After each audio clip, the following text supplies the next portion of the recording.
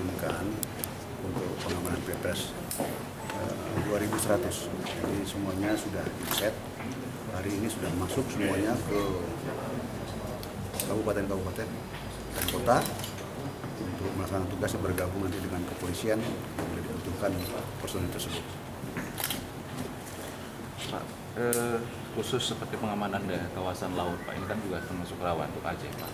Kira-kira ada nggak persiapan dari TNI melakukan wilayah teritorial?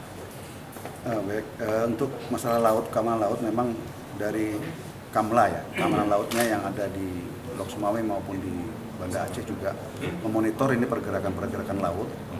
Ya, mudah-mudahan dengan situasi seperti ini masa untuk dari laut juga akan berkurang ya, karena angin cukup kencang sekarang, ombak 4-5 meter tingginya. Namun demikian dari Kamla kita, TNI Angkatan Laut sudah mewaspadai itu dan dia sudah menyisir pantai-pantai itu. Ada penjagaan kapal perang barangkali? Untuk kapal perang mungkin tidak ada, semuanya ada di Belawan Medan, tinggal on call. Apabila dibutuhkan di sini, mereka akan segera meluncur ke sini. Tapi Pak, ada pemberitaan selama seperti kata Presiden akan ada kekhawatiran kata terjadi kerusuhan pasca Pilpres.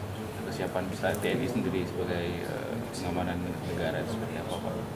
Ya, kita tentunya dalam pengamanan ini kita membantu secara utuh kepolisian dan kita juga bertindak profesional dan netral, tidak ada memihak ke kanan dan ke kiri, kita netral 100%.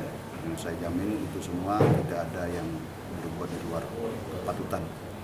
Kemudian untuk masalah situasi kita harapkan Aceh dengan keislamiannya, dengan syariat Islamnya di bulan puasa yang suci ini jangan dinodai oleh hal-hal yang tidak baik. Tadi saya sampaikan pada acara ini. Mudah-mudahan semuanya bisa berjalan dengan baik dan semuanya bisa menjaga dirinya, mengontrol dirinya masing-masing. Itu harapan kita semua.